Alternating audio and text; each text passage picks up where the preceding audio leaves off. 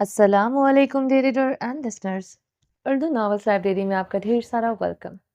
رمز جنون کی ایپیسوڈ نمبر 58 کا پارٹ 2 لے کر حاضر ہوئی ہوں۔ اگر آپ نے ابھی تک میرے اس چینل کو سبسکرائب نہیں کیا تو جلدی سے سبسکرائب کر دیں، لائک اینڈ شیئر کریں اور اپنی رائے کامنٹ باکس میں لازمی دیں۔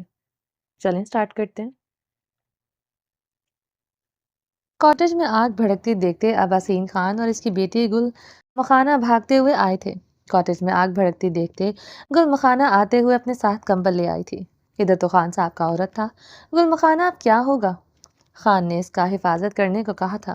آج سارا دن اپنا بھیڑے چراتا ہوا ہم دونوں اس پر نظر رکھے ہوئے تھا۔ یہ کیا ہو گیا؟ ہم خان کا عورت کا حفاظت نہ کر سکا۔ عباسین خان اپنا سینہ پیٹتے دہائیاں دیتا شروع ہو چکا تھا۔ بابا، یہ وقت رونے کا نہیں ہے، ہم کو لگتا ہے ہم کو اس کو بچانا چاہیے۔ تم جاؤ اس ڈولی کا آر پار دیکھو، کوئی تو ہوگا۔ گل مخانہ کہتے کیبن کار کی طرف اشارہ کرتے وہ کمبل خود پر اچھی طرح لپیٹتے ہوئے اندر داخل ہو چکی تھی۔ گل مخانہ عباسین خان اسے پکارتا ہوا چیخا تھا۔ گل مخانہ سنی انسنی کرتی اندر داخل ہو چکی تھی۔ عباسین دوسری طرف بھاگا تھا۔ وہ کمبل خود پر لپیٹتے آگ سے بچتے بچاتے اندر داخل ہوئی۔ بیڈ والے ایریا کی طرف آگ بھڑک رہی تھی۔ آس پاس کافی حد تک ابھی بھی بچت تھی، مگر دھواں آگ کی شدت سے گل مخانہ کو کھانسی کا دورہ پڑ چکا تھا۔ وہ خود پر جو بھاری کمبل لپیٹے ہوئے تھی وہ اتنے کمبل کو دریا سے بھگوتے آئی تھی، جس کی وجہ سے وہ اپنے نازک جسم پر کمبل کو بمشکل لیے ہوئے تھی۔ کمبل کا وزن سنبھالنا اس کے لیے بہت مشکل ہو رہا تھا، مگر وہ آریان خان کی بیوی کو آگ میں جلتے نہیں دیکھ سکتی تھی۔ جس شخص کے عشق میں پور ڈوبی ہوئی تھی، اس انسان سے منسلک کسی بھی رشتے کو وہ ایک آنچ نہیں پہنچنے دے سکتی تھی۔ وہ اس سبز آنکھوں میں اس عورت کو دیکھ چکی تھی جسے دیکھنے کی اسے شدت سے تمنا تھی۔ بی بی جی، گل مخانہ بری طرح کھانستے ہوئے زرمش کو پکارتے اندر داخل ہوئی تھی۔ خان، زمین پر گرے آریان خان کو دیکھتے وہ بھاگتے ہوئے اس کی طرف بڑھی تھی۔ آریان خانزادہ خود پر سے وہ لکڑی کے بالے ہٹا چکا تھا، مگر بھڑکتی آگ دیکھ کر اسے سمجھ نہیں آ رہا تھا وہ کہاں جائے۔ وہ اس آگ سے نکلنا بھی نہیں چاہتا تھا۔ وہ زرمش کو چھوڑ کر کیسے جا سکتا تھا؟ مسز خان، وہ چیختے ہوئے ابھی بھی زرمش کو پکار رہا تھا۔ خان، گل مخانہ بھاگتے ہوئے آریان خانزادہ کی طرف لپکی تھی جس کی جیکٹ پیچھے سے آگ پکڑ چکی تھی۔ اس سے پہلے وہ اپنی جان کی پرواہ کیے بغیر آریان خانزادہ کے اوپر آتے اس کی آگ کو بجھاتی آریان خانزادہ سیدھے ہوتے اسی لمحے گل مخانہ کو اپنے سینے سے لپٹاتے اس کمبل میں خود کو اور اسے قید کر دیا تھا۔ خان، گل مخانہ نے اس کے سینے سے لپٹتے کھانستے ہوئے آریان خانزادہ کو پکارتے اس کے سبز نم زدہ آنکھوں میں جھانکا تھا۔ آریان خانزادہ نے گہرے سانس لیتے بیڈ کی طرف سرخ نمزدہ آنکھوں سے دیکھا جہاں آگ ہی آگ تھے۔ آریان خانزادہ کی نگاہ چھت پر پڑی تھی جہاں لکڑی کا ایک اور بالا ٹوٹتا ہوا زمین پر آ رہا تھا۔ وہ گل مخانہ کو اپنے سینے سے لپٹائے رول ہو چکا تھا۔ وہ بالا بیڈ پر آ گرا تھا۔ مسز خان، وہ بیڈ کی طرف دیکھتے شدت گریا سے چیخا تھا۔ خان، گل مخانہ نے اسے روتے ہوئے پکارا تھا جس کی کمر اور بال جل چکے تھے۔ آریان خانزادہ اس کے اوپر تھا اور کمبل ان دونوں کے اوپر تھا۔ اس کی کمر کسی جلتی لکڑی کی نظر ہوئی تھی۔ کیوں آئی تم اندر؟ آریان خانزادہ اسے دیکھتے غرایا تھا۔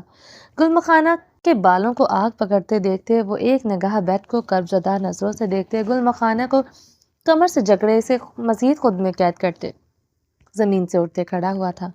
کمبل میں آتے ہی گل مخانہ کے بالوں میں لگی آگ بجھ چکی تھی۔ وہ دونوں کمبل میں اچھی طرح قید تھے۔ وہ اچھی طرح گل مخانہ اور خود پر کمبل اوڑے بمشکل آگ سے بچتے بچاتے اس کاٹیج سے نکل آیا تھا۔ ان کا کمبل اب باہر سے آگ کی لپیٹ میں آ گیا تھا۔ گیلا کمبل ہونے کی وجہ سے اسے اچھی خاصی بچت ہو گئی تھی۔ وہ گل مخانہ کو لیے بمشکل بچتے بچاتے اس کاٹیج سے باہر نکل آیا تھا۔ آریان خانزادہ نے باہر آتے کمبل اتارتے ہوئے گل مخانہ کو بے دردی سے خود سے دور دھکیلا۔ کیوں آئی تم اندر؟ آریان خانزادہ سے دیکھتے غصے سے چیخا تھا۔ گل مخانہ کے ہاتھ کلائیاں جھلسے ہوئے تھے۔ کمر کے پیچھے اس کی شرٹ اور چادر جل چکے تھے۔ کمر سے نیچے آتے بال بھی نیچے سے جلے ہوئے تھے۔ وہ باہر آتی آریان خانزادہ کو دیکھتے ابھی بھی کھانس رہی تھی۔ آریان خانزادہ کھانستے ہوئے گہرے سانس لیتے اپنی جیکٹ اتار کر زمین پر پھینک چکا تھا۔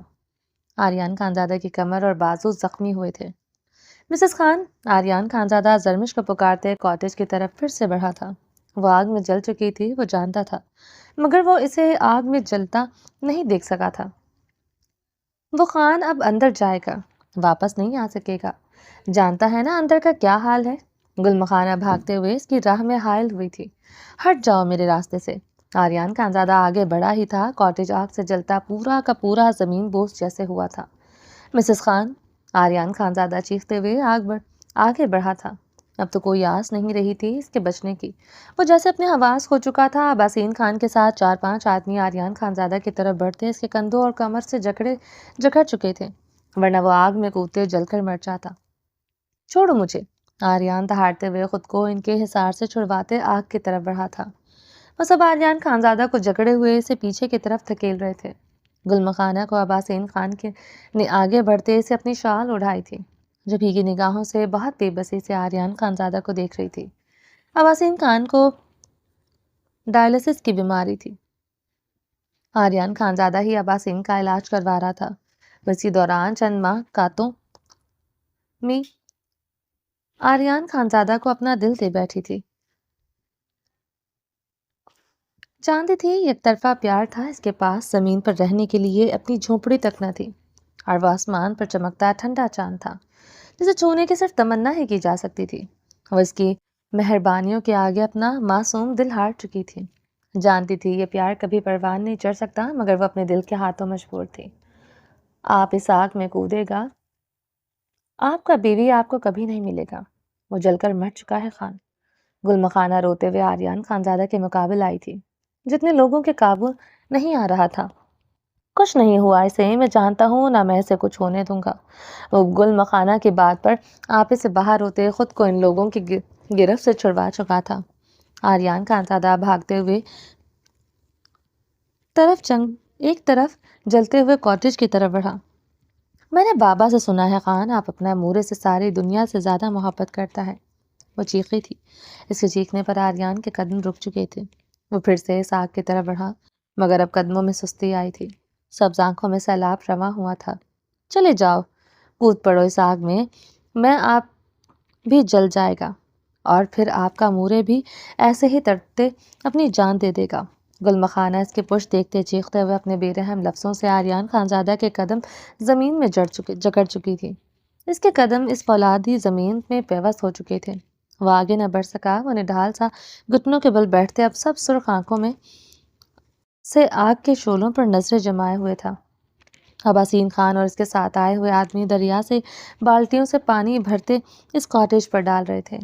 आग को बुझाना लाजिम था, वरना वो शिद्दत पकड़ते काफी तबाही अख्तियार कर सकती थी। अबासीन की लकड़ी का छोटा सा घर यहाँ से कुछ फासले पर ढलवान से नीचे उतरने पर था, जो आर्यन खानजादा ने ही बनवा कर दिया था। आर्यन खानजादा अब खामोशी से जमीन पर बैठे साकत निगाहों से कॉटेज को देख रहा था। वो ब्लू जीन्स पर स्याह सैंडों में मलबूस था, जो जगह जगह से जल चुकी थी। आर्यन खानजादा की हथेलियां, इसका चेहरा, इसकी गर्दन आग के धुएं से हर जगह से स्याह हुई थी। वह जमीन पर बैठे अपने सिल्की नमजदा बालों में उंगलियां फेरते हुए गैर मरई नुक्ते पर निगाहें गाड़े हुए था। मैं यहाँ अकेली नहीं रह सकती आर्यन, मैं यहाँ खौफ से मर जाऊंगी। उसकी कपकपाती आवाज आर्यन खानजादा को अपनी समातों में गूंजते महसूस हो रही थी। नहीं मरोगी, यहाँ कुछ ऐसा वैसा नहीं जिससे तुम खौफजदा हो जाओ। इस डार्क रूम से बहुत बेहतर है ये जगह। अब अपने बेरहम लफ्ज समातों में गूंज रहे थे। मुझे यहाँ नहीं रहना आर्यन, मुझे साथ ले चलो। मुझे बचपन से खौफ आता है अकेले रहने से। इसकी हिचकियों में टूटे लफ्जों की बाजगश सुनाई दे रही थी। आ जाओ वापस, अब कभी खुद से जुदा नहीं करूंगा, वादा है मेरा, तुम्हें कभी अकेला नहीं रहने दूंगा, साया बनकर रहूंगा तुम्हारे साथ। वो आग पर अपनी सब सुर्ख आंखें जमाए कपकपाते लबों से बोल रहा था। ये कोई नई सजा है मेरी? इसकी भीगी आवाज सुनाई दी। सजा तो मेरी जिंदगी बन चुकी है। जब से तुम मेरी जिंदगी में आई हो, बदले की आग जलते जलते सीने में ये कौन सी आग दहकाती, इसी आग में तुम खुद ही जल चुकी हो। वो जलती बुझती आग को देखते जख्मी सहसा था। अब वो मध्यम होती आग को देखते अपने दोनों हाथ जमीन पर टिकाए आसमान की तरफ देखते हंस रहा था। वो भीगी सी हंसी हंसता ही जा रहा था। गुलमखाना दूर खड़ी रोते हुए से देख रही थी। वहां खड़े सभी इसे तरह आमेज निगाहों से देख रहे थे। इसकी हंसी आहिस्ता आहिस्ता कहकों में बदल रही थी। वो आसमान की तरफ देखते कहके लगा रहा था। सब आंखों से आंसू बह रहे थे। कॉटेज की आग बुझती राख में तब्दील हो रही थी। वहां मौजूद लोग आर्यन खानजादा को देखते खामोशी से चले गए थे। गुलमखाना भी अपने बाप के कमजोर बाजों के हिसार में निढाल लड़खड़ाते कदमों से अपने छोटे से घर की तरफ बढ़ गई थी। مگر آریان خانزادہ کے کرب میں ڈوبے کہکے ابھی تک سنائی دے رہے تھے۔ آریان خانزادہ زمین سے اٹھتے جلتے بجھتے کاٹیج کی طرف لڑکھڑاتے قدموں کی طرف بڑھا تھا۔ یکدم وہ رک گیا تھا۔ اسے زمین پر گرا ریڈ مفلر نظر آیا تھا۔ آریان خانزادہ نے جلدی سے وہ مفلر اٹھاتے ہوئے اس کو ناک کے قریب لے جاتے اسمیل کیا۔ مسز خان، وہ گہرے سانس لیتے اس مفلر کو بار بار اسمیل کر رہا تھا۔ وہ اپنا یہ سرخ مفلر پہچان چکا تھا، نہ بھی پہچانتا اس میں سے پھوٹتی کستوری خوشبو جو اسے صرف اسی عورت سے آتی تھی جس سے وہ شدید نفرت کا دعوے دار تھا۔ اگر اس عورت کے جسم سے کوئی چیز لپٹے اسے یہ خوشبو پھوٹے ہو ہی نہیں سکتا، یا پھر صرف اسے آتی تھی مہک، مگر یہ خوشبو اسے آتی تھی، بہت شدت سے اس نازک وجود سے آتی تھی۔ یہ مفلر یہاں کیسے آیا؟ وہ مفلر کو سینے سے لگائے اپنی سب سرخ آنکھیں مدھم جلتی بجھتے چنگاریوں پر جمائے ہوئے تھا۔ اور جب باہر آئی تھی تو اس نے سیاہ ٹائٹس پر سفید ہائی نیک پہنے ہوئے تھی۔ جب وہ رضائی کے اندر لیٹی تھی تب اس نے کچھ نہیں پہنا ہوا تھا، یعنی جتنی دیر کیمرے بن رہے اس دوران اس نے کپڑے پہنے تھے، اور یہ مفلر بھی۔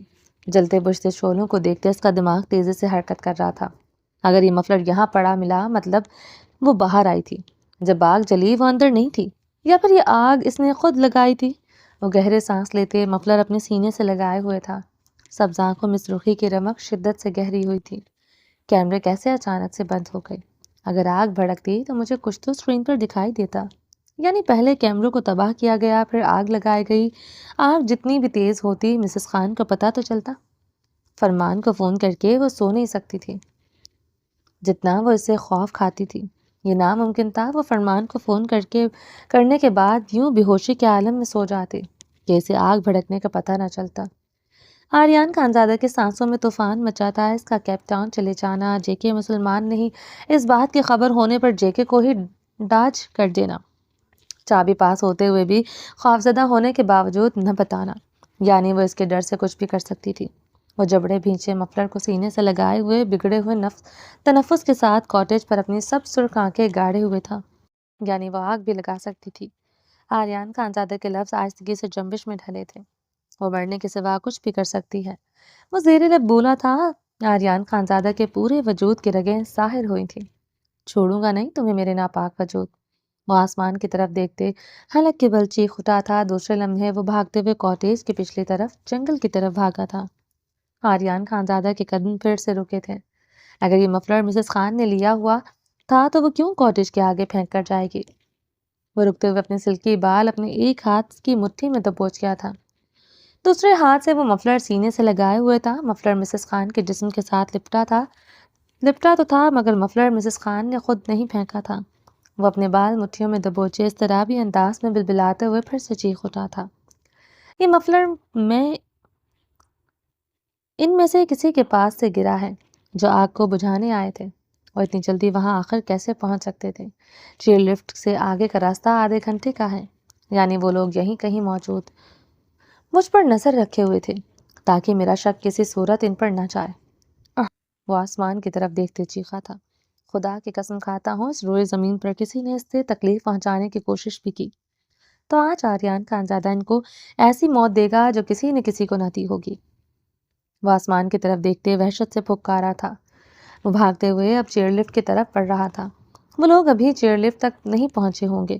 وہ جانتا تھا اس سے پہلے وہ لوگ چیئر لفٹ تک پہنچتے اسے ان تک پہنچنا تھا۔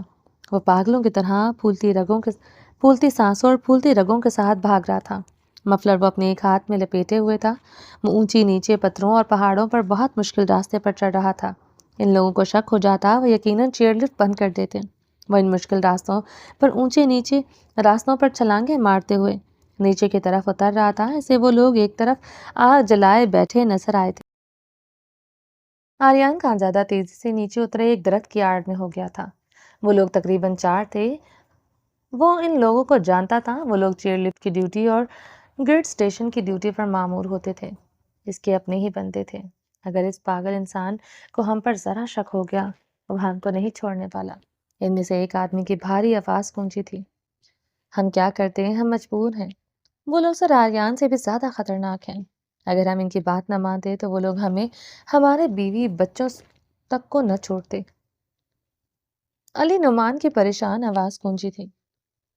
آریان خانزادہ اسی لمحے ان کے سامنے آیا تھا۔ وہ لوگ آریان خانزادہ کو دیکھتے گھبراتے ہوئے زمین سے کھڑے ہوئے تھے۔ آریان خانزادہ نے جھکتے ہوئے زمین سے پتھر اٹھائے سامنے کھڑے آدمی کے سر پر پوری قوت سے دے مارا تھا۔ وہ سر پر ہاتھ رکھتے چیختے ہوئے زمین پر گر گیا تھا۔ باقی تین لوگ فقر رنگت سے خوفزدہ ہوتے نگاہوں سے آریان خانزادہ کو دیکھ رہے تھے۔ ان میں سے ایک آدمی نے اپنی قمیض کی جیب کی طرف ہاتھ بڑھائے اپنی پسٹل نکالتے آریان خانزادہ پر تانی تھی۔ آریان خانزادہ کا بلند و بانگ کہکا گونجا تھا، چلاؤ گولی، اگر تیرا نشانہ چونکا تو پھر تیرا میں کیا حال کروں گا، وہ تیری سوچ ہے، اس لیے گولی سیدھا دل پر مارنا، یہاں۔ وہ دل پر ہاتھ رکھتے ہوئے گڑرایا تھا۔ اس آدمی نے ٹریگر دباتے آریان خانزادہ پر فائر کیا۔ آریان خانزادہ اپنی کمر کو نیچے کی جانب بینڈ کرتے پیچھے کی طرف جھکتے ہوئے خود کو فائر سے بچا گیا تھا۔ اس نے گھبراتے ہوئے مزید فائر کیے تھے۔ آریان خانزادہ زمین پر گرتے رول ہوتے خود کو ہر گولی سے بچا گیا تھا۔ وہ اپنی پسٹل میں موجود 3 گولیاں ضائع کر چکا تھا۔ آریان خانزادہ نیچے لیٹا کہکے لگا رہا تھا۔ ساتھ کھڑے علی نعمان نے اپنی قمیض کی بیلٹ میں لگی پسٹل کی طرف ہاتھ بڑھاتے اب پسٹل نکالا ہی تھا کہ آریان خانزادہ زمین سے پتھر اٹھائے پوری قوت سے نشانہ لیتے اس کے ہاتھ پر مار چکا تھا۔ اسے پسٹل چھوٹ کر زمین پر گری تھی۔ وہ درد سے چیختے اپنا ہاتھ تھام گیا تھا۔ آریان خانزادہ نے جمپ لگاتے زمین پر گری پسٹل اٹھائی تھی۔ وہ پسٹل پکڑے کھڑے ہوتے ان تینوں پر پسٹل تان گیا۔ وہ لوگ خوفزدہ چہروں کے ساتھ اسے دیکھ رہے تھے۔ ہم بے قصور ہیں، ہم نے کچھ نہیں کیا۔ وہ لوگ بہت طاقتور تھے، انہوں نے یہ سب کہا کرنے کو۔ نعمان علی ہکلاتے ہوئے پسینے سے تر ہوتے ہوئے بولا تھا۔ تینوں اپنے ہاتھ اوپر کر گئے تھے۔ وہ لوگ کون تھے، کتنے طاقتور تھے، سب جانوں گا۔ پہلے تم لوگوں نے جو بے قصور ہوتے ہوئے کیا، اس کی سزا تو دے دوں۔ آریان خانزادہ نے ان تینوں کو خود خون اتری آنکھوں سے گھورتے ہوئے ان کی ٹانگوں پر پسٹل سے فائر کیے تھے۔ وہ لوگ چیختے ہوئے زمین پر گر چکے تھے۔ آریان خانزادہ علی نعمان کی طرف بڑھتے اس کی ٹانگ کے زخم پر اپنا بوٹ والا پاؤں رکھ گیا تھا۔ علی نعمان کی دلخراش چیخیں جنگل میں گونجی تھی، بتاؤ کیا کیا مسز خان کے ساتھ؟ کہاں ہے وہ؟ آریان خانزادہ دانت پر دانت جمائے اس کے زخم پر بوٹ والے پاؤں کی سے ضربے لگا رہا تھا۔ وہ 3 لوگ تھے، ان کے چہروں پر نقاب تھا، ان کے پاس کافی تعداد میں اسلحہ تھا۔ انہوں نے ہم سے آپ کے متعلق ساری انفارمیشن لی تھی۔ آپ نے آنے سے تھوڑی دیر پہلے وہ لوگ آئے تھے، مجھ پر تشدد کر کے چیئر لفٹ چلانے کو کہا تھا۔ نعمان علی درد سے کراہتے بول رہا تھا، مسز خان کہاں ہے؟ یہ مفلر کہاں سے ملا تم لوگوں کو؟ آریان خانزادہ اس کے منہ پر اب ضرب لگاتا چیخا تھا، مجھے نہیں پتا یہ مفلر شفیق کے پاس تھا۔ نعمان علی نے درد سے کراہتے بمشکل ہی لفظ ادا کیے تھے۔ آریان خانزادہ نے شفیق کی طرف بڑھتے بے دردی سے اس کے پہلو میں بے دردی سے بوٹوں سے کسے وار کیے تھے۔ شفیق کی دلخراش چیخیں اب گونج رہی تھیں۔ وہ پنجوں کے بل بیٹھتے ہوئے پسٹل اس کی گردن پر رکھ گیا تھا۔ سر، وہ لوگ کسی لڑکی کی کن پٹی پر پسٹل رکھ کر چیئر لفٹ سے لے کر گئے تھے۔ وہ لڑکی مزاحمت کر رہی تھی، ان میں سے کسی نے اسے تھپڑ بھی لگایا تھا۔ اسی مزاحمت میں یہ مفلر ادھر گر گیا تھا، میں نے اٹھا لیا۔ یہ سب سنتے آریان خانزادہ کی رنگت دہک کر تندور بنی تھی، آنکھوں سے چنگاریاں پھوٹی تھی۔ وہ دانت پر دانت جمائے پوری قوت سے پسٹل کی نوک اس کے منہ پر مار گیا تھا۔ یقیناً چیئر لفٹ انہوں نے بند کر رکھی ہے، ان لوگوں نے، تاکہ ان تک کوئی نہ پہنچ سکے۔ آریان خانزادہ نے علی نعمان کی طرف بڑھتے اس کے بالوں کو مٹھی میں دبوچ دی، اس کے چہرے پر تمانچوں کی برسات کی تھی۔ جی سر، وہ لوگ اتنے طاقتور ہونے کے باوجود آپ سے کافی خائف تھے، انہیں مسلسل فون پر انسٹرکشنز مل رہی تھی، بار بار آپ سے بچنے کو کہا جا رہا تھا۔ ان کا ٹارگٹ آپ نہیں، آپ کی بیوی تھی، علی نعمان نے کراہتے ہوئے کہا۔ اور کیا کہہ رہے تھے وہ لوگ؟ آریان خانزادہ نے چیختے ہوئے پوچھا۔ وہ لوگ آج رات یہاں سے نکل نہیں سکتے، موسم کی خرابی کی وجہ سے وہ کل ہی نکلیں گے۔ ان کی باتوں سے یہی سمجھ آ رہا تھا جیسے آپ کی بیوی کو کسی کے حوالے کرنا ہے۔ نعمان علی کی بات پر آریان خانزادہ نے ایک اور تھپڑ کھینچ کر اس کے منہ پر مارا تھا۔ وہ ان سب سے ان کے موبائل لیتے اپنے قبضے میں کر چکا تھا۔ نعمان علی کی کمر پر بندھی بیلٹ کے بلٹس نکال کر آریان خانزادہ نے اپنی پین کی جیب میں ڈالی تھی۔ چیئر لفٹ آن کرو۔ آریان خانزادہ نے فون نعمان علی کے ہاتھ میں پکڑایا تھا۔ لیکن سر ادھر کوئی نہیں ہے۔ نعمان علی نے آریان خانزادہ کو دیکھتے خوفزدہ لہجے میں کہا۔ کیا؟ آریان خانزادہ پاگل ہوتے چیخ اٹھا تھا۔ سر انہوں نے ہم سب کو ادھر بھیج کر لفٹ بند کر دی تھی تاکہ کسی صورت آپ ان تک نہ پہنچ سکے، نعمان علی نے کراتے ہوئے بتایا تھا۔ باقی 3 لوگ بھی درد سے کرا رہے تھے۔ ان لوگوں کی بھول ہے، میں ان لوگوں تک پہنچ نہیں پاؤں گا۔ آریان خانزادہ کی سانسوں کو اپنی قید میں رکھا ہوا ہے، اپنی سانسوں کو چھڑوانے کے لیے میں سب کچھ کروں گا، مرنا پڑا تو مر جاؤں گا مگر اسے کچھ نہیں ہونے دوں گا۔ وہ گراتے ہوئے کھڑا ہوتے اپنی بیلٹ کی ہک کھولتے پینٹ کی بیلٹ کھینچ کر نکال چکا تھا۔ پسٹل اپنی پینٹ میں اڑستے وہ بھاگتے ہوئے چیئر لفٹ کی طرف بڑھا تھا۔ وہ اپنی بیلٹ ٹریک روپ پر ڈالتے اسے نیچے سے دونوں سروں سے مضبوطی سے پکڑ چکا تھا۔ نیچے بہتا دریا تھا، دوسری طرف جانے کا راستہ یہی تھا۔ وہ بیلٹ کو مضبوطی سے تھامے اس ٹریکنگ روپ سے خود کو گھسیٹ رہا تھا۔ مشکل تھا نہ تھا، ناممکن نہیں تھا۔ اس ٹریکنگ میں اسے سب کچھ سکھایا تھا، اس کی ٹریننگ نے اسے سب کچھ سکھایا تھا، وہ یہ سب کچھ کر سکتا تھا۔ آریان خانزادہ نے چیختے بیلٹ کے سروں کو ہلاتے ہوئے ٹریکنگ روپ کو جھٹکا دیا۔ وہ بیلٹ کے ساتھ بمشکل ہی آگے بڑھ پا رہا تھا۔ ان لوگوں نے زرمش کو تھپڑ مارا۔ آریان خانزادہ کے وجود میں لاوے دہک رہے تھے۔ اس کے گال کو کسی نے چھوا، اسے تکلیف دی، وہ جیسے بارود بنا ہوا تھا۔ آریان خانزادہ چیختے ہوئے بیلٹ کے ساتھ لٹکے اوپر کو ہوتے اپنی دونوں ٹانگیں ٹریکنگ روپ کے ساتھ لپیٹتے اپنے ہاتھوں سے ٹریکنگ روپ کو تھامے اب آگے بڑھ رہا تھا۔ وہ نیچے کو لٹکے ہوئے ٹریکنگ روپ کو جکڑے ٹانگوں اور ہاتھوں سے جکڑے آگے بڑھ رہا تھا۔ ایک ہاتھ میں وہ مفلر لپیٹے ہوئے تھا جس سے وہ روپ بار بار اس کے ہاتھوں سے چھوٹ رہی تھی، مگر وہ یہ مفلر کسی قیمت خود سے جدا نہیں کر سکتا تھا جس میں اس کی عورت کی خوشبو آ رہی تھی۔ دل نے عبادت کی ہے تیری بس چاہت کی ہے، لکھ آیا عرضیوں میں تجھ بن جینا نہیں ہے، مجھ میں اب میں کہاں ہوں، میں تو جی رہا ہوں بن اب میرے۔ وہ ٹریکنگ روپ سے دانت پر دانت جمائے ہاتھوں اور پاؤں کی مدد سے آگے بڑھ رہا تھا۔ وہ بلو جینز اور سیاہ جلی ہوئی سینڈوں میں ملبوس تھا، کمر کافی حد تک زخمی تھی۔ شدید قہر برساتی سردی میں اس کی رنگت سرخ ہوئی تھی، بدن کی رگیں بری طرح پھول رہی تھی۔ اس کے لیے سب کچھ کرنا مشکل ہو رہا تھا۔ اگر وہ آگے نہ بڑھ پاتا تو اسے ہمیشہ کے لیے کھو دیتا۔ اس کے بغیر شاید وہ جی پاتا، مگر اسے کسی نے تکلیف دی، اس پر کسی نے نظر ڈالی، اسے ہی کسی نے چھوا۔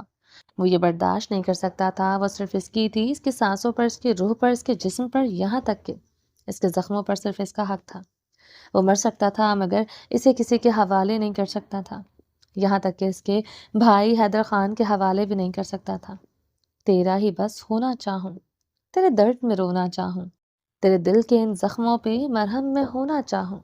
آریان خانزادہ نے مفلر والا ہاتھ روپ سے ہٹاتے اپنی جلتی آنکھیں اس سے رگڑی تھی۔ وہ لوگ کسی لڑکی کی کنپٹی پر پسٹل رکھ کر چیئر لفٹ سے لے گئے تھے۔ وہ لڑکی مزاحمت کر رہی تھی، ان میں سے کسی نے اسے تھپڑ بھی لگایا تھا۔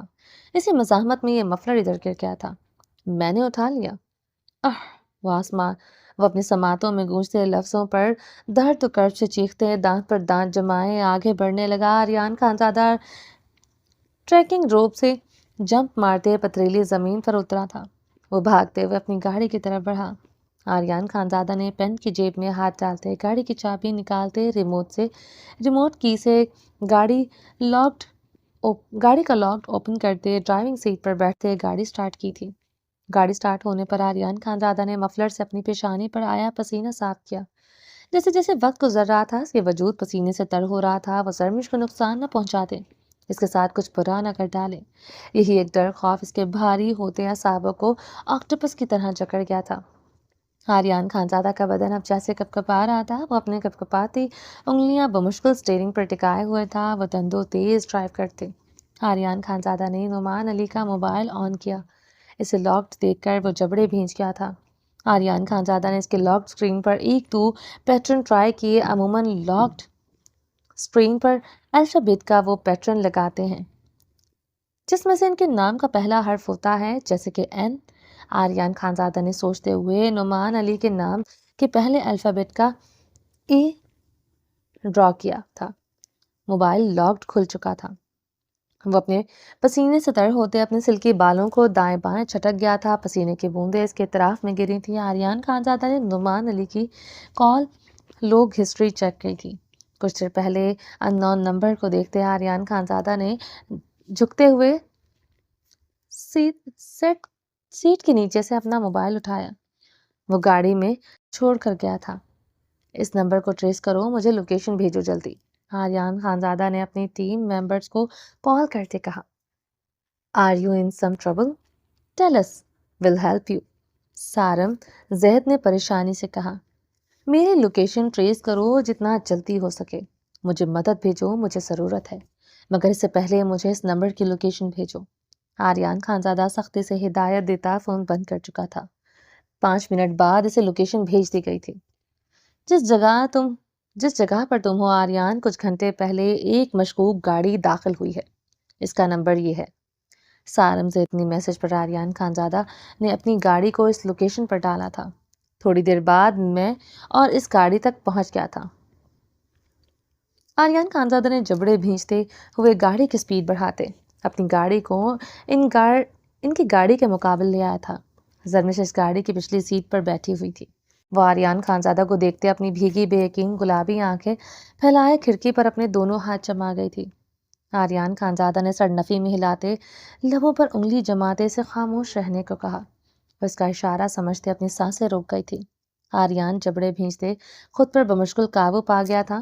وہ جس طرح خوفزدہ تھی اور اس حلیے میں وہ ان لوگوں کے درمیان بیٹھی ہوئی تھی، آریان خانزادہ کی روح اندر تک جلا چکے تھے. وہ سٹیئرنگ پر انگلیاں مضبوط کرتے ونڈ اسکرین پر اپنی صرف نگاہیں جما گیا تھا. وہ اس کی طرف نہیں دیکھ سکتا تھا. وہ اس عورت کو صرف اپنی پناہوں میں بے بس خوفزدہ دیکھ سکتا تھا.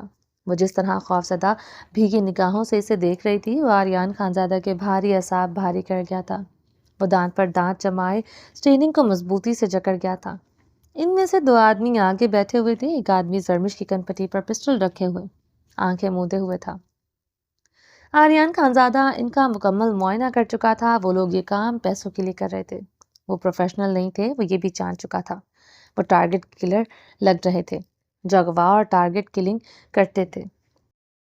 اس راستے میں کوئی ناکہ بندی نہیں تھی، اس لیے انہوں نے زرمش کو بے ہوش بھی نہیں کیا تھا. زرمش ڈرپوک تھی، اس لیے اسے قابو کرنا آسان تھا. وہ تھپڑ اور پسٹل کے خوف سے سانسیں روکے بیٹھی تھی. آریان خانزادہ نے اپنی گاڑی اب ان کے بہت پیچھے کر رکھی تھی. وہ لوگ کافی تیز ڈرائیو کر رہے تھے. زرمش نے مڑتے ہوئے اسے ایک نگاہ دیکھتے سسکی لی تھی. اس کی ایک نگاہ پر وہ تڑپ کر رہ گیا تھا. زرمش کے ساتھ بیٹھا آدمی اس کے کافی فاصلے پر بیٹھا تھا. وہ اسے یہ بھی اندازہ لگا چکا تھا وہ لوگ زرمش کو کسی قسم کا نقصان نہیں پہنچانا چاہتے تھے. وہ صرف اسے محفوظ اس کی سرغنہ کے پاس پہنچانا چاہتے تھے جس نے زرمش کو اغوا کروایا تھا. آریان خانزادہ اپنی گاڑی بہت پیچھے رکھے ہوئے تھا. وہ گاڑی ایک تنگ سی گلی میں مڑ چکی تھی. آریان خانزادہ اپنی گاڑی روک چکا تھا. وہ انہیں کسی صورت شک نہیں ہونے دے سکتا تھا. وہ لوگ زرمش کو نقصان نہیں پہنچا سکتے تھے مگر اسے پہنچا سکتے تھے. اگر اسے کچھ ہو جاتا تو وہ زرمش کا کیا ہوتا؟ وہ اپنی بے ترتیب سانسیں درست کرتے جبڑے بھینچتے ہوئے تھا. کون ہو سکتا ہے زرمش کو اغوا کرنے والا؟ جیکے کیا؟ جیکے کا نام ذہن میں آتے وہ اسی لمحے نام مسترد کر چکا تھا. جیکے کو جتنی بے دردی سے مارا تھا وہ زندہ بچ ہی نہیں سکتا تھا. اگر بچ بھی جاتا ابھی تک وہ پٹیوں کی جکڑ مصنوعی سانسوں پر بستر پر پڑا ہوگا. ویسے بھی جیکے کسی صورت زرمش پر ہاتھ نہیں اٹھوا سکتا. وہ جبڑے ونڈ اسکرین پر نگاہیں گاڑے سوچ رہا تھا. جیکے جیسا بھی تھا مگر روشنا خان اور زرمش پر اس نے ہاتھ نہیں اٹھایا تھا. جب ہیلی کاپٹر میں زرمش نے اس کی گولی لگی جگہ پر دانت گاڑے تھے اس نے تب بھی زرمش پر ہاتھ نہیں اٹھایا تھا. وہ جیکے اتنا کچا کھلاڑی نہیں ہو سکتا تھا. اگر زرمش کو اغوا کر لیتا تو اتنی آسانی سے وہ اسے زرمش تک پہنچنے دیتا. یہ شطرنج کسی بیوقوف نے رچا تھا. جیکے جیسا ہوشیار آدمی نہیں کر سکتا تھا. آریان خانزادہ کا ذہن مختلف سوچوں کا اماج کا بنا ہوا تھا. کہیں وہ لوگ زرمش کے ذریعے اسے ٹریپ تو نہیں کر رہے؟ آریان خانزادہ نے سٹیئرنگ جکڑے لب بھینچے ہوئے سوچا. ان لوگوں کی لوکیشن یہیں تک ٹریس ہو رہی ہے. وہ یہی کہیں ہیں. سارم کے میسج پر آریان خانزادہ نے ڈیش بورڈ سے چاقو نکالتے اپنے شوز میں اڑسا تھا. وہ پسٹل کا چیمبر کھینچتے گاڑی سے نکلتا سیدھی سڑک پر تیزی سے بھاگتے ہوئے آگے بڑھا۔ ان کی گاڑی ایک چھوٹے سے گھر کے سامنے کھڑی تھی۔ اس پتھر سے بنے گھر کی دیواریں چھوٹی چھوٹی تھی۔ وہ دیوار کے ذریعے اندر پھلانگتے ہوئے اندر داخل ہوا۔ سامنے ایک کمرہ تھا جس کے باہر کنڈا لگا ہوا تھا۔ آریان خانزادہ کو پورا یقین تھا زرمش اسی کمرے میں ہے۔ آریان خانزادہ نے جلدی سے کمرے کی طرف بڑھتے وہ کواڑ کھولا تھا۔ آریان خانزادہ تیزی سے اندر داخل ہوا۔ کمرے میں چارپائی پڑی تھی جس پر گرم بستر بچھا تھا، جس پر ویلوٹ کی رضائی پڑی تھی۔ اندر دبکے وجود کی کپکپاہٹ رضائی کے اوپر سے بخوبی محسوس ہو رہی تھی۔ آریان خانزادہ نے آگے بڑھتے رضائی ایک جھٹکے سے اتاری تھی۔ سرمش پسینے میں ڈوبے لیٹے ہوئے، آنکھیں میچے ہوئے تھر تھر کانپ رہی تھی۔ مسز خان، وہ تڑپتے ہوئے اس پر جھکا تھا۔ سرمش آریان خانزادہ کی آواز سنتے آنکھیں کھول چکی تھی۔ وہ کپکپاتے لبوں سے بولتے ہوئے اٹھ کر بیٹھی، اس کے سینے سے لپٹی تھی۔ آریان خانزادہ چارپائی پر بیٹھتے ہوئے سے خود میں سختی سے بھیگ چکا تھا۔ آریان، انہوں نے کہا وہ میں یہاں سے اٹھے وہ میرے ساتھ بہت برا کریں گے، میری عزت کے ساتھ کھیلیں گے۔ مجھے یقین تھا تو تم آؤ گے، مجھے کچھ نہیں ہونے دو گے۔ وہ اسے اپنے سینے سے لگائے، اس کے لفظ سنتے اپنے خون میں دہکتے شرارے پر قابو پائے ہوئے تھا۔ میں آ گیا ہوں، تمہیں کچھ نہیں ہوگا۔ آریان خانزادہ نے اسے خود سے الگ کرتے ہوئے اس کے گال پر ہاتھ رکھا جو سرخ ہو رہا تھا۔ وہ اس کے گال پر ہاتھ جمائے اسے سرخ آنکھوں سے دیکھ رہا تھا۔ تھپڑ مارا ان لوگوں نے تمہیں؟ وہ اس کے گال پر ہاتھ رکھتے استفہامیہ دہکتے لہجے میں غرایا۔ ہاں، زرمش نے ہچکی لیتے اس بات میں سر ہلایا۔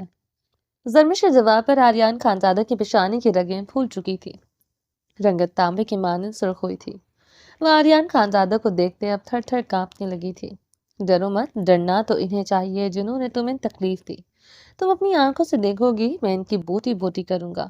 اور برفیلے لہجے میں غراتے ہوئے اسے بازو سے جکڑتے ہوئے خود میں سختی سے بھینچ گیا۔ زرمش اس کے سینے میں سمائے ہچکیاں بھرنے لگی۔ آریان خانزادہ اس کے کپکپاتے وجود کو کلائی سے جکڑے اٹھا گیا تھا۔ وہ بلیک ٹائٹس پر اسکن گرم جرسی نما شارٹ شرٹ پہنے ہوئے تھی۔ آریان خانزادہ اس کا حلیہ دیکھتے ہوئے اپنے ہاتھ سے مفلر کھولتے اس کے گلے میں ڈال گیا۔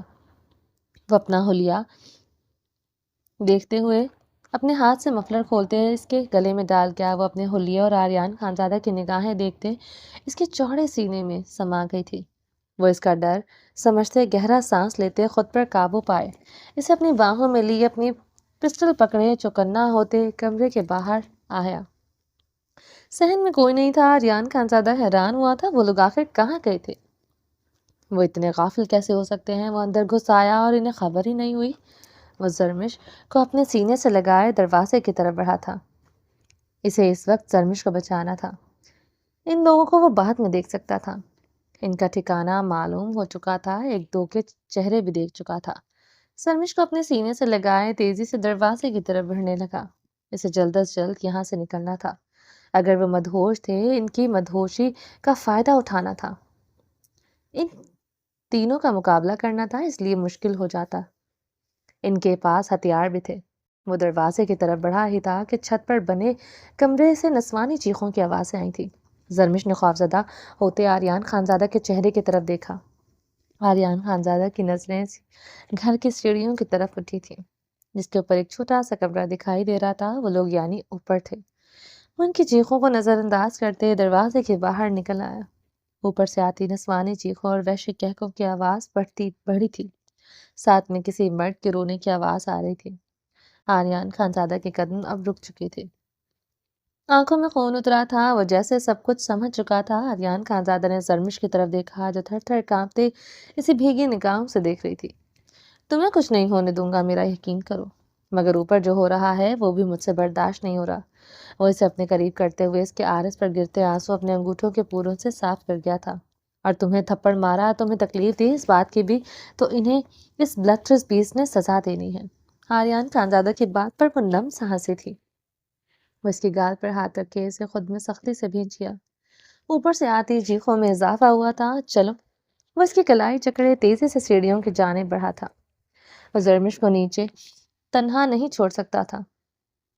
اوپر ایک کمرہ بنا تھا، اس کے بند دروازے سے وہ خوفزدہ آوازیں آ رہی تھی۔ تم میرے پیچھے رہنا۔ آریان خانزادہ نے سرمش کی طرف دیکھتے کہا۔ سرمش نے اس بات میں سر ہلایا۔ آریان خانزادہ لکڑی کے دروازے پر اپنے بوٹ والا پاؤں کی بھاری ضرب لگا گیا تھا۔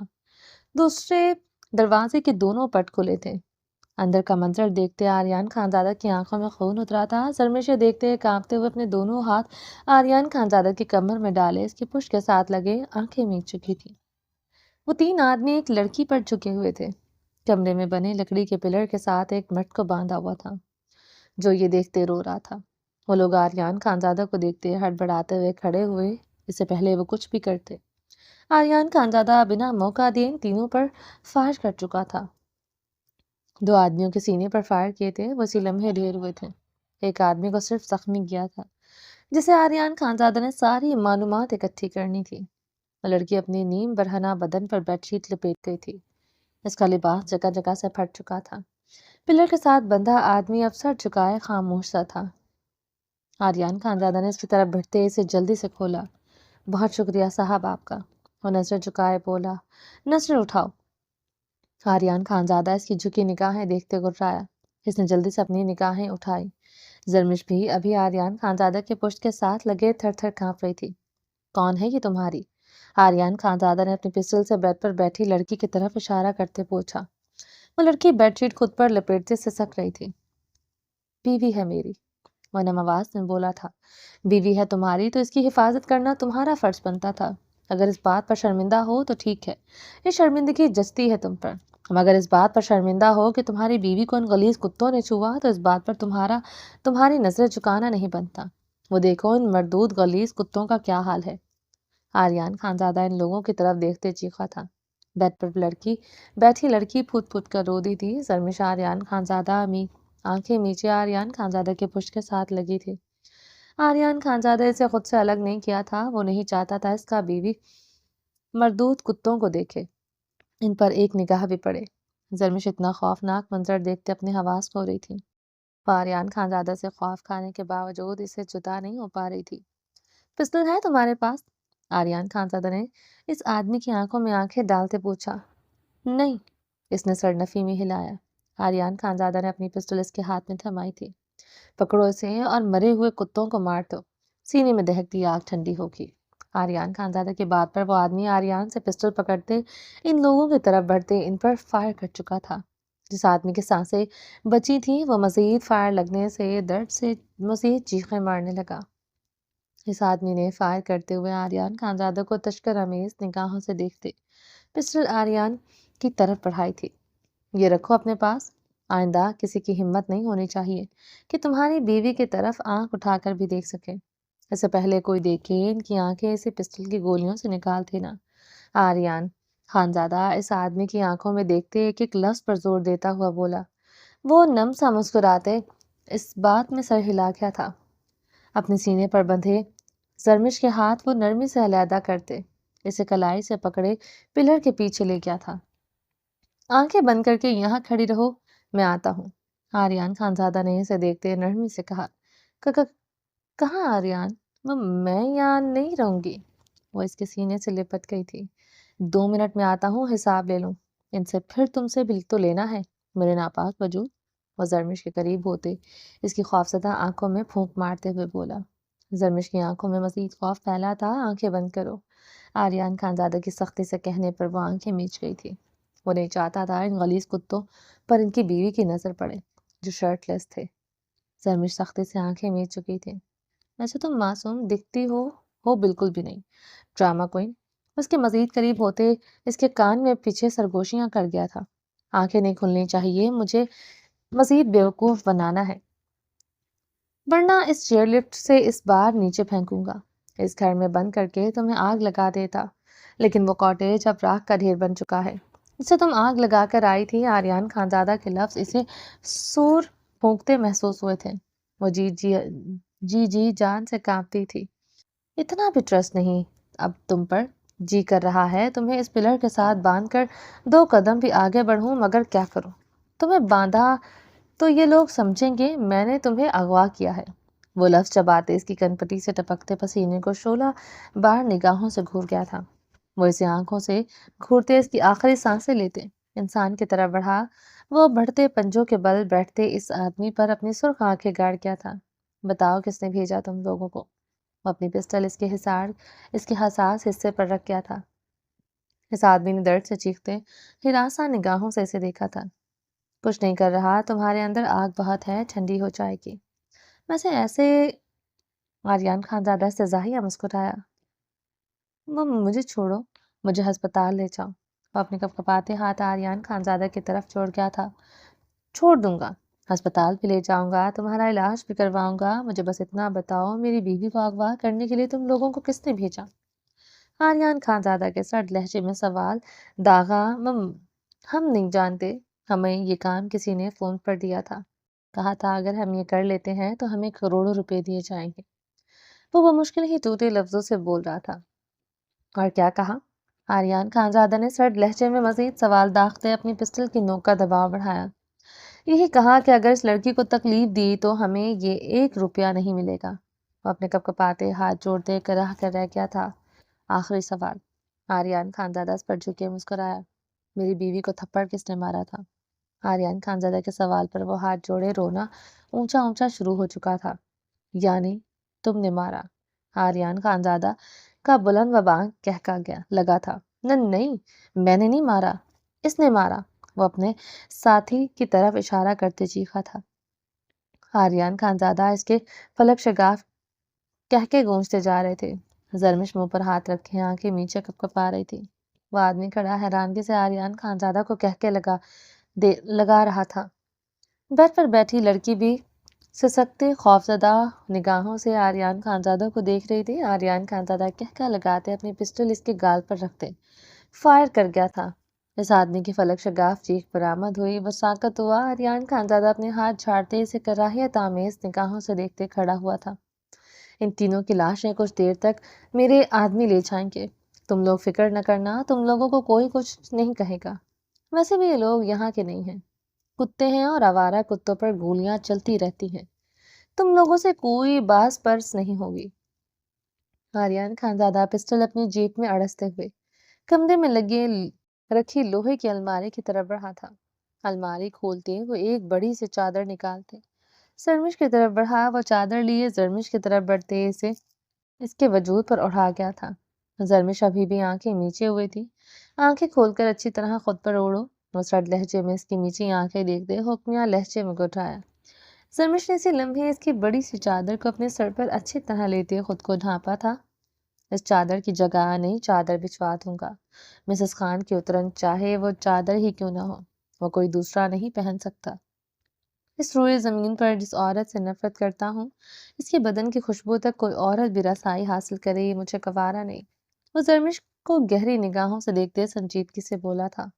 زرمش نے روتے ہوئے اسے دیکھتے ہچکی لی تھی۔ وہ میاں بیوی اپنے سامنے کھڑے انسان کی نہ سمجھ میں آنے والی باتیں تحیر سے سن رہے تھے۔ جس عورت کو لے کر وہ اتنا پوزیسو تھا، اس کی خوشبو تک کسی دوسری عورت کی رسائی برداشت نہیں کر سکتا تھا، اسے بھلا وہ کیوں کر نفرت کر سکتا تھا؟ جلا ہوا سینہ، کمر زخمی ہاتھ، چہرے پر جگہ جگہ دھوئیں کی سیاہی لگی ہوئی تھی۔ صاف پتہ چل رہا تھا وہ مختلف عذابوں سے گزرتے تیز دھار تلوار سے چلتے اس عورت تک پہنچا ہے۔ آریان خانزادہ زرمش کو گہری نگاہوں سے دیکھتے ہوئے اسے کلائی سے جکڑے باہر کی طرف بڑھا۔ زرمش کو یکدم چکر آیا۔ وہ اسے چکراتا دیکھتے اسی لمحے اپنی گود میں اٹھا گیا تھا۔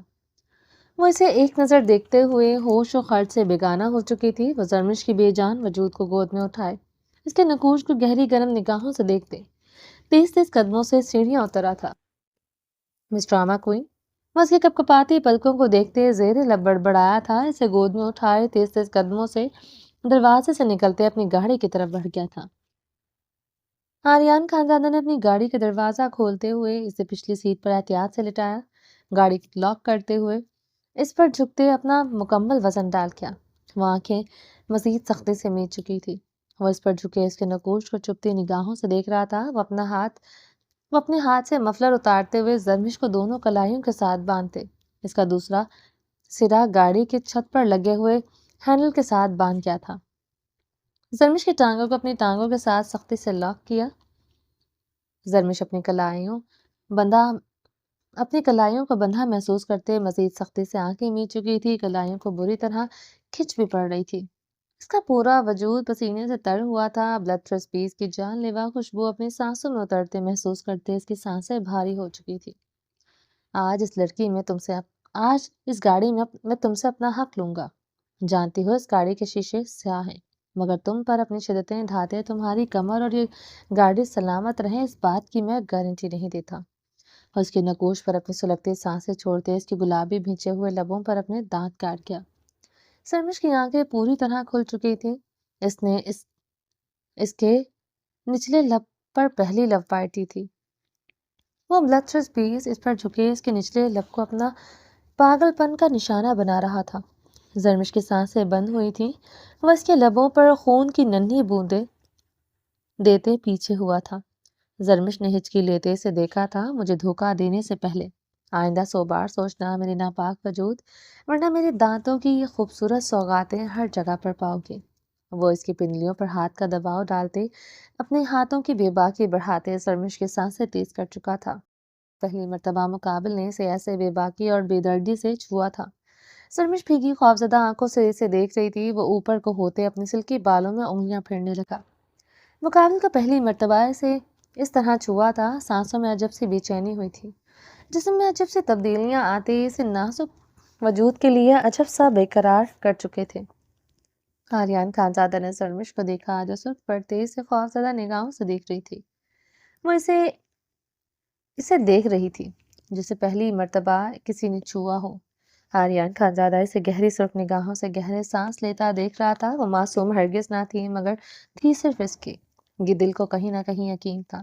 وہ اپنے بالوں میں انگلیاں پھیرتے گاڑی سے نکل آیا تھا۔ پورا وجود تپتی آگ کی بھٹی بنا تھا، وہ اس کے لیے شدت سے تڑپ رہا تھا۔ آریان خانزادہ آسمان کی طرف سرخ آنکھوں سے دیکھتے اپنی سرخ نم زدہ آنکھیں انگلیوں سے مسلتے ڈرائیونگ سیٹ پر بیٹھے گاڑی سٹارٹ کر گیا تھا۔ زرمش نے روتے ہوئے اپنی کلائیاں چھڑوانے کی کوشش کی۔ کوشش بیکار ہے مسز خان، اب یہ کلائیاں اپنی منزل پر ہی کھلیں گی۔ آریان خانزادہ نے ونڈ سکرین پر نگاہیں جمائے سنجیدگی سے کہا تھا۔ زرمش نے روتے ہوئے سسکاری بھری تھی، آئندہ جہاں بھی جاؤں گا تمہیں باندھ کر جایا کروں گا۔ اس کی سسکاریاں سنتے غراتے ہوئے گاڑی کی سپیڈ بڑھا گیا تھا۔ چلیں جی، باقی کا نیکسٹ ایپیسوڈ میں کنٹینیو کریں گے۔ امید ہے آپ کو یہ ایپیسوڈ پسند آئی ہوگی۔ چینل کو سبسکرائب نہیں کیا تو جلدی سے ابھی سبسکرائب کر دیں، لائک اینڈ شیئر کریں اور اپنی رائے کامنٹ باکس میں لازمی دیں۔ اور جانے تمنا آج اپلوڈ ہو جائے گا 6 بجے، تو آپ لوگ جائیں اور جا کر ریڈ کریں۔ چلیں جی، اپنا ڈھیر سارا خیال رکھیے گا، مجھے دعاؤں میں یاد رکھیے گا۔ اللہ حافظ۔